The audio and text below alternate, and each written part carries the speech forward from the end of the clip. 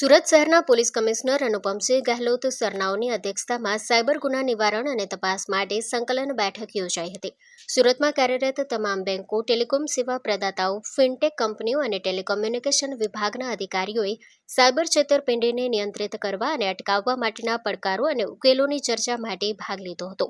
સાથે તપાસ માટે સરળ સંકલન સુનિશ્ચિત કર્યું હતું. પોલીસ વિભાગ તરફથી આ સંકલન મીટિંગમાં સીપી ક્રાઇમ સાહેબ તથા સેક્ટર 1 અને 2 સાહેબ નાઓ તથા DCP cyber crime, crime branch અને એસઓજી તથા ઝોન 1 થી ઝોન 7 સાહેબ નાઓ એવા ઉચ્ચ અધિકારીઓએ ભાગ લીધો હતો. Story report by Haresh Rajput, Surat. Arya Kanya Gurukul करीब 90 एकड़ में फैले इस विशाल परिसर में कक्षा 5 से लेकर 12 तक निवासी शिक्षा के अवसर उपलब्ध है.